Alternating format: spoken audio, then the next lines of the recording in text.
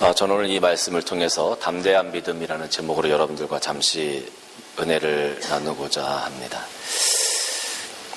서울의 모 교회에서 교회 건축을 결정했습니다. 그리고 교회가 지금까지 가지고 있었던 모든 건축 헌금과 함께 더불어서 교회를 건축하기 시작했습니다. 그 건축에 사용된 돈은 약 65억 정도가 되었습니다. 그런데 교회를 건축하면서 교회 안에 여러 가지 문제가 생기고 분란이 생겨지게 됐어요. 그래서 많은 성도들이 함께 시작을 했지만 나중에 교회가 입당할 때쯤 되어져서는 약 50여 명의 성도들만 남게 되었습니다.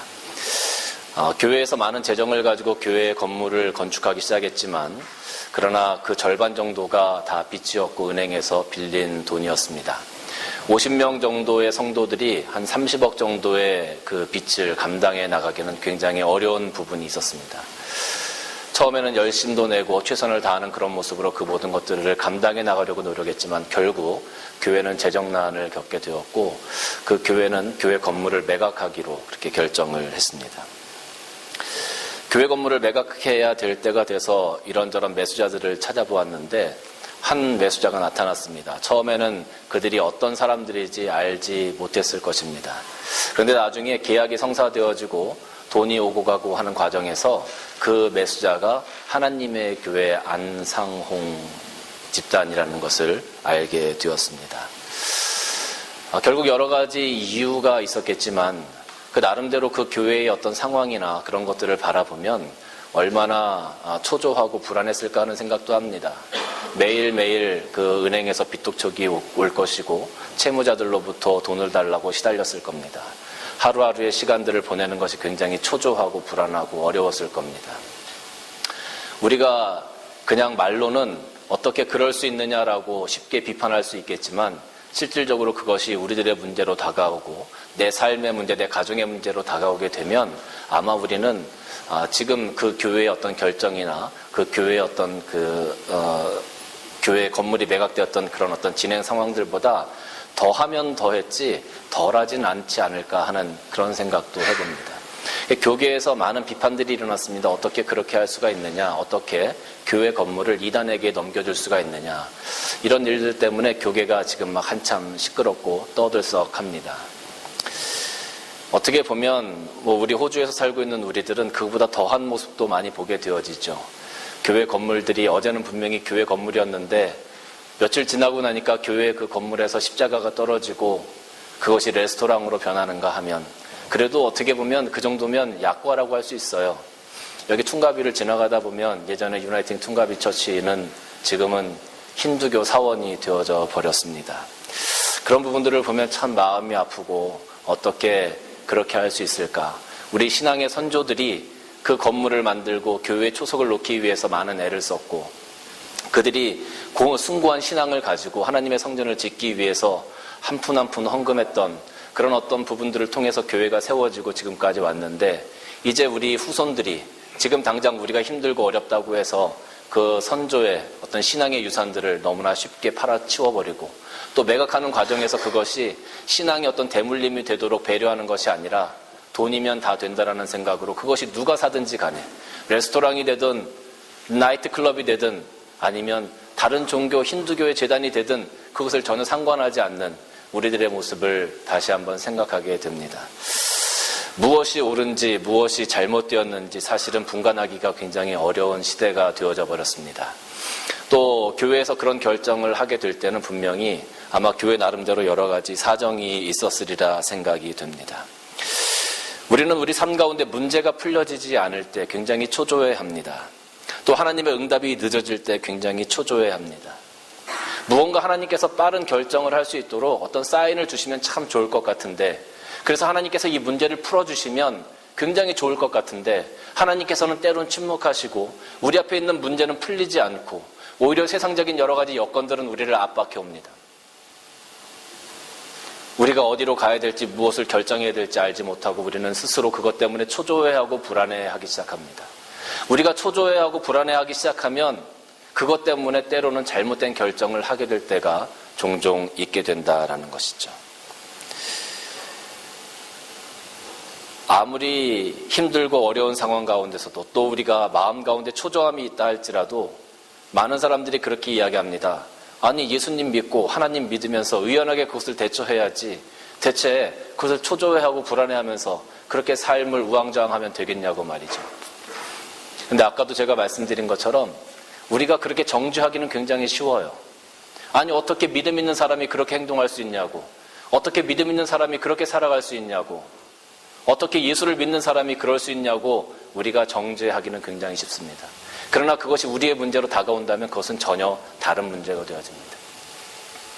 만약에 여러분 한번 생각해 보세요. 여러분이 지금 하고 있는 사업이나 혹은 직장에서 여러분들이 잘 안 돼서 직장을 나와야 될 상황이 되어지고, 여러분들이 사업이 안 돼서 모든 것들을 다 잃어버려야 될 상황이 되었다고 한번 생각을 해보십시오. 당장 다음 달부터 집에 모기지가 나가야 되고 여러 가지 렌트나 돈들이 나가야 되고 스펜드 되어야 될 것들이 많이 있는데 그 날짜가 하루하루 다가옵니다. 그런데 여러분들은 그것을 감당할 수 있는 능력이 없습니다. 여러분이 직장을 더 이상 구할 수도 없고 여러분들이 사업을 더욱더 이렇게 개선시켜 나갈 여지가 전혀 없습니다. 그렇다면 여러분들은 그런 상황 가운데서 불안해하지 않고 초조해하지 않고 정말 하나님만 바라볼 수 있는 그런 의연한 믿음을, 담대한 믿음을 여러분들 지켜나갈 수 있겠느냐는 겁니다. 여러분들의 몸이 병들고 노쇠해집니다. 내일을 기약할 수 없는 그런 상황들이 되어집니다. 지금은 여러분들이 건강하시니까 조금 몸 아픈 거 이 정도야 우리가 얼마든지 살면서 조금 불편할 뿐이지, 우리가 그렇게 생각할 수 있겠죠. 그러나 내일을 기약할 수 없는 그런 중병이 나에게 다가온다면 여러분들 그런 상황 가운데 우리가 과연 얼마만큼 의연한 믿음을 지켜나갈 수 있겠습니까? 그런 상황이라면 그 누가 불안해하지 않고 초조해하지 않고 의연한 믿음을 지켜나갈 수 있겠느냐라는 겁니다. 시험 준비를 아무리 열심히 하고 최선을 다해서 시험 준비를 한다고 해도 시험지가 나눠지는 그 순간은 다 불안하고 초조한 마음들이 우리 가운데 있습니다. 특별히 우리가 호주에서 살아가면서 가장 큰 어려움 중에 하나가 신분의 문제고 비자의 문제인데, 요즘은 비자 받기가 참 어려워졌어요. 제일 어려운 조건이 뭐냐면 영어 점수 아니겠습니까?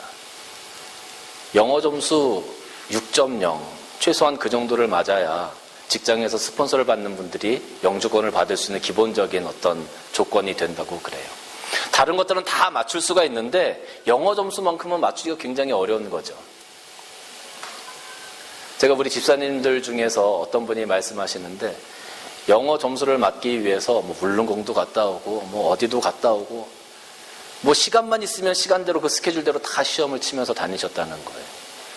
그런데도 영어 점수가 안 나오니까 너무 힘들고 너무 초조하고, 물론 하나님을 바라보면서 하나님께서 이 모든 것을 주관하시고 있다는 것을 고백하지만, 그러나 그런 가운데서도 내 마음 가운데 어렵고 힘들고 그런 부분들이 있더라라는 것을 고백하시는 것을 제가 본 적이 있어요.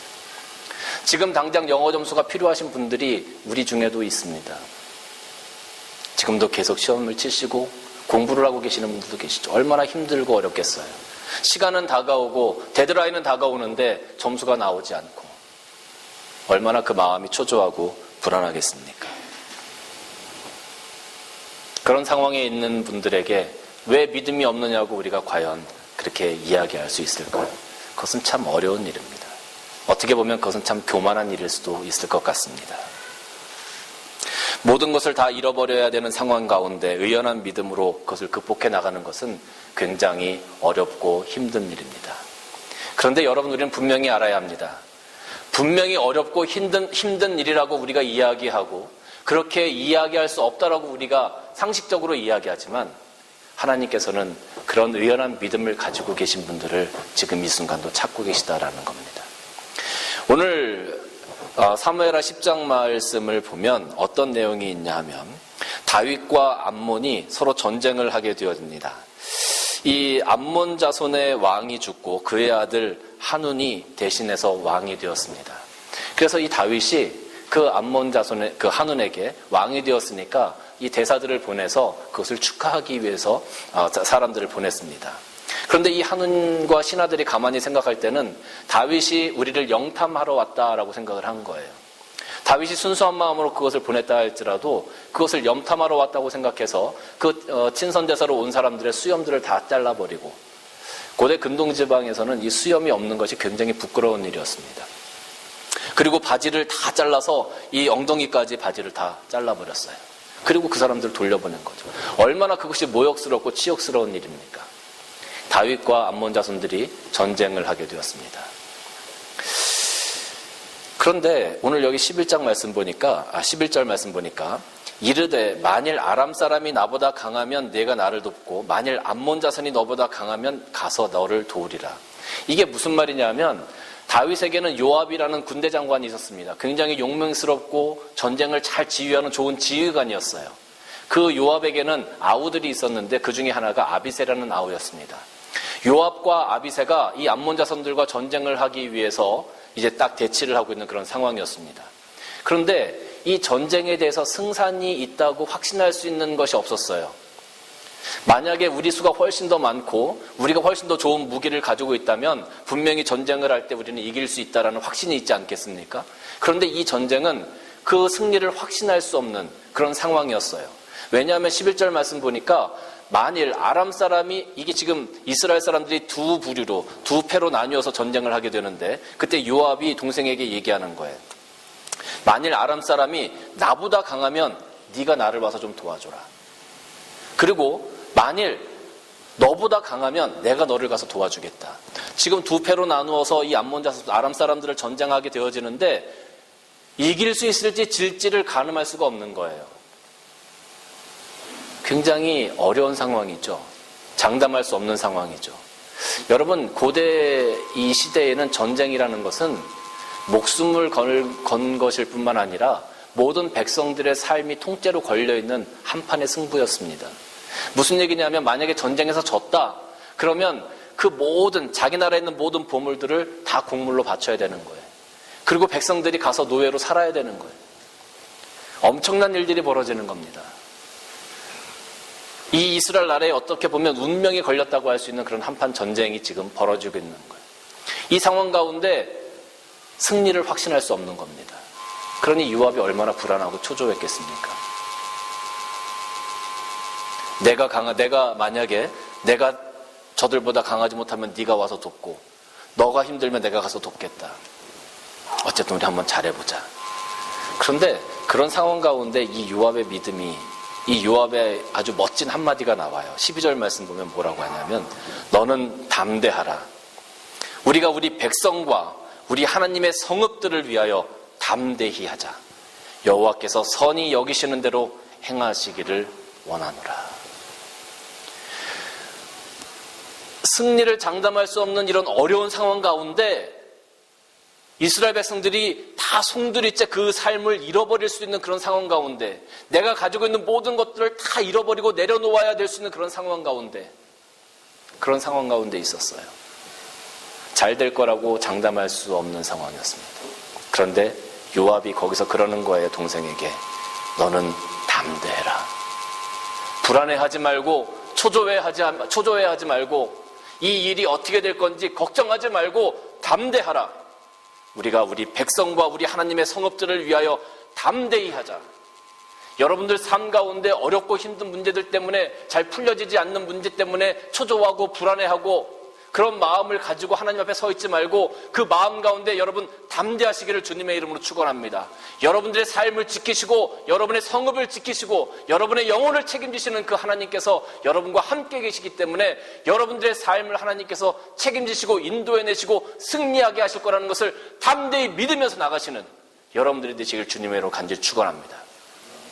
오늘 여기 요압이 자기 동생에게 그렇게 얘기하는 거예요. 여호와께서 선히 여기시는 대로 행하시기를 원한다. 사랑하는 성도 여러분, 제가 아까 설교 서두에 이런 상황 가운데 의연한 믿음을 갖기가 굉장히 어렵습니다. 그렇게 말씀을 드렸어요.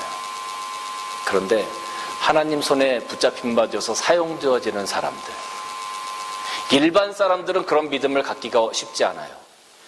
하나님 손에 붙잡힌 바 되어서 사용되어지는 사람들은 놀랍게도 다 이와 같은 담대한 믿음을 가졌다는 것을 우리는 기억해야 합니다. 일반 사람들은 이런 믿음을 갖지 못했어요. 일반 사람들은 세상을 쫓아가고 돈을 쫓아가고 불안한 대로 자기가 그 문제를 풀으려고 하고 자기 뜻대로 무언가를 만들어 가려고 했어요. 그런데 하나님의 사람들은 하나님을 바라보면서 담대한 믿음을 갖기 위해서 노력했다는 겁니다. 우리가 불안하고 초조하면 잘못된 선택을 하기가 쉬워요. 여러분, 사울왕이 있죠.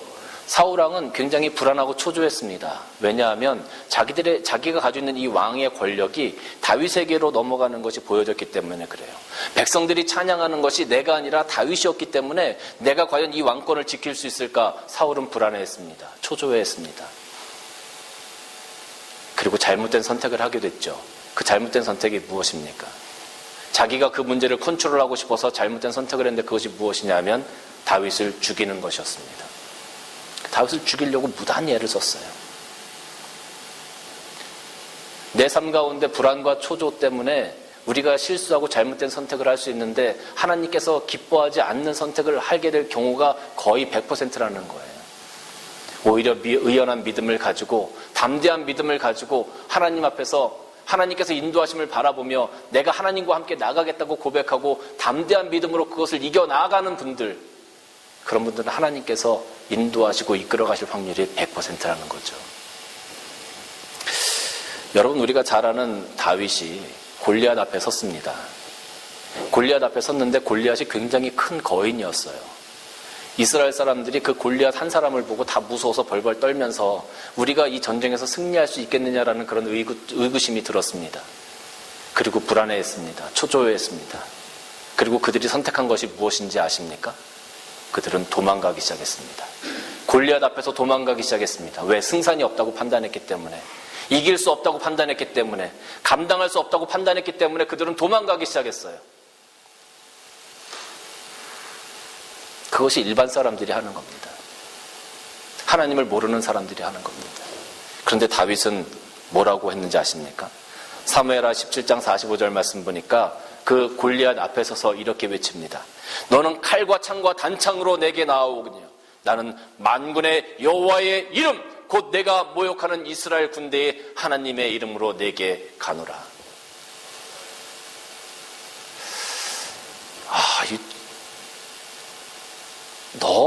제가 이 다윗의 이야기는 정말 수십 번도 더 설교를 했지만 이번에 이 다윗의 이 말을 제가 이 구절을 보면서 다윗이 너무 멋있게 느껴지는 거예요. 야, 정말 다윗이 너무 멋있는 사람이구나. 물론 다윗이 믿음도 좋고 하나님께 기름 부음 받고 그래서 하나님께 사랑받고 하나님의 사람으로 쓰임 받고 그러니까 다윗이 이렇게 됐구나, 이렇게 좋은 왕도 되고 하나님께서 지켜주셨구나라는 것을 알고 있었는데 이번에 이 말씀을 다시 보는데 다윗이 너무 멋있는 거예요. 이야, 이러니까 하나님께서 붙잡아 사용하셨구나. 이러니까 하나님께서 쓰셨구나. 이런 담대한 믿음, 이런 상황 가운데 이렇게 외치고 나아갈 수 있다는 그 믿음, 사실 이게 쉽지가 않거든요. 굉장히 어려운 일이거든요. 우리는 우리 손에 있는 것을 무언가 잃어버릴까 봐 전전긍긍합니다. 이것을 내려놓지 못해서 전전긍긍합니다. 예수 그리스도의 십자가 앞에 내 것을 좀 내려놔야 되는데 그것을 못하고 전전긍긍합니다. 그리고 내 나름대로 어떤 솔루션을 찾기 위해서 노력해요. 사울처럼 말이죠. 그리고 나서 내가 솔루션을 찾았어 하고 이야기하는 그 솔루션이 우리의 잘못된 선택이라는 것을 나중에 가서 깨닫게 되는 경우가 많다는 것이죠. 다윗은 그런 어려움 가운데서, 불안과 초조함 가운데서 많은 사람들이 흩어지고 일반 사람들이 다 도망갔지만 다윗은 이 한마디를 외치고 그 골리앗 앞에 섰어요. 누가 이겼습니까? 골리앗이 이겼을까요? 다윗이 이겼을까요? 유치원 애들도 다 하는 답을 제가 여러분들에게 묻고 있습니다. 다윗이 이겼어요. 하나님이 다윗의 손을 붙잡아 주시고 들어주셨기 때문에 이 담대한 믿음을 사용하신 겁니다. 에스더서 4장 6절 말씀 보면 또 이런 말씀이 나와요. 당신은 가서 수산에 있는 유대인들을 다 모으고 나를 위하여 금식하되 밤낮 3일을 먹지도 말고 마시지도 마소서. 내가 나의 시녀와 더불어 이렇게 금식한 후에 규례를 어기고 왕에게 나아가리니 죽으면 죽으리이다. 이 에스더가 왕비가 되었는데 왕이 부르기 전에 왕비가 왕 앞에 나가면 누구든지, 왕비뿐만 아니라 누구든지 왕이 부르지도 않았는데 왕 앞에 나가면 그 자리에 다 죽는 겁니다. 그런데 에스더가 이때까지 약 30일, 한 달을 왕의 부름을 받지 못했어요. 왕을 만나지 못했어요. 그런데 유대인들이 다 죽게 생긴 거예요. 하만의 기력 때문에. 모르드게가 와서 에스더에게 이야기합니다. 네가 왕후의 지위를 얻은 것이 이때를 위함이 아닌지 누가 아느냐. 네가 만약에 이때 침묵하면 이스라엘 백성들은 하나님께서 다른 것을 통하여 살게 하시겠지만 너와 내 아버집은 망하게 될 거다. 에스더가 그 말을 듣고 그러면 유대인들을 다 모아서 3일 동안 기도해 주세요. 나도 금식하며 기도하고 준비해서 내가 나가겠습니다. 내가 하나님 앞에서 우리 유대 사람들을 위해서 죽으면 죽겠다라는 그런 믿음을, 그런 마음을 가지고 담대히 나가겠습니다. 그것이 에스더의 고백이었어요. 그때 이 에스더 덕분에 유대인들이 그 땅에서 다 목숨을 구할 수가 있었다는 것이죠. 사랑하는 성도 여러분, 오늘 다윗과 같은 자가 어디 있습니까? 에스더와 같은 자가 어디 있습니까? 요압처럼 고백할 수 있는 자가 어디 있습니까? 여러분이 가지고 있는 믿음은 다윗처럼, 에스더처럼, 요압처럼 하나님 앞에서 멋있게 고백되어지는 담대한 믿음입니까? 아니면 불안함과 초조함 때문에 다 도망가 버리고 내 뜻대로 나의 문제를 해결하고자 하는 그런 세상적인 믿음을 가지고 있는 사람들입니까? 하나님께서 우리를 하나님의 자녀로 선택해 주셨습니다. 하나님의 자녀로 선택해 주신 것은 우리가 이 땅에서 담대한 믿음을 가지고 정말로 하나님께서 주시는 축복을 누려가며 승리의 삶을 살아가게 하시기 위함입니다. 더 이상 죄의 노예가 아니라, 세상의 노예가 아니라 하나님의 사람으로 이 땅에서 빛 가운데 걸어가게 하시기 위하여 우리를 선택해 주셨습니다. 그런데 문제가 있어요. 하나님께서 우리를 그렇게 선택해 주셨다 할지라도 우리가 그것을 인정하지 못하고 매일 세상 가운데서 주눅들고 초조하고 불안함 가운데 살아간다면, 세상이 주는 어퍼컷을 맞고 세상이 주는 훅을 맞고 만신창이가 된 모습으로 그렇게 살아간다면 하나님께서 우리를 선택하신 그 의미가 어디 있겠느냐는 거죠. 하나님께서 우리를 선택하셔서 담대한 믿음으로 이 땅에서 살아가게 하셨어요. 당당하게 살아가게 하셨어요. 세상의 빛과 소금으로 살아가게 하셨어요. 그리고 다윗과 같은 이러한 고백을 기대하시면서, 우리에게 기대하시면서 오늘 우리를 선택해 주셨어요. 그런데 우리가 이러한 고백을 하지 못하고 골리앗 앞에서 다 흩어져 버린 그런 이스라엘 백성들처럼 세상에 있는 그런 사람들 중에 하나처럼 살아간다면 하나님께서 얼마나 가슴이 아프시겠어요.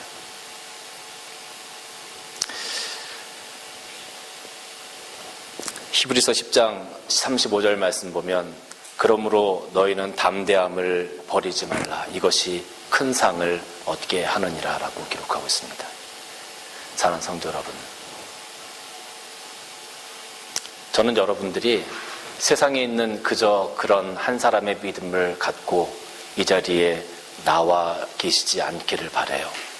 하나님께서 정말로 인정하실 만한, 아까 제가 다윗의 그 모습을 바라보면서 다윗이 너무 멋있고 너무 좋더라고요 말씀드렸던 것처럼 하나님께서 여러분들의 그 믿음을 보시고 하루하루 삶의 그 고백을 보시고 오늘 이렇게 예배드리는 이 모습을 바라보시면서 하나님께서 정말로 너무 예쁘구나, 너무 멋있구나, 내가 정말 사용할 만하구나, 내가 정말 함께 할 만하구나, 그런 하나님의 어떤 칭찬과 고백이 우리 삶 가운데 있다면 얼마나 우리의 삶이 정말로 행복하고 기쁘고 하나님의 영광스러운 삶이 되겠습니까? 사랑하는 성도 여러분, 저는 여러분들이 이제 이런 요압의 담대한 믿음, 다윗의 담대한 믿음을 통해서 하나님께 큰 영광 돌리시기를 주님의 이름으로 간절히 축원합니다. 우리가 전도하기에 담대할 수 있는 자들이 다 되어지시기를 바라요. 하나님의 자녀로 이 땅에서 살아가시기에 담대한 자들이 다 되어지시기를 바라요. 세상을 향해서 복음의 함성을 지르기에 부족함이 없는 담대한 자들이 다 되어지시기를 주님의 이름으로 간절히 축원합니다.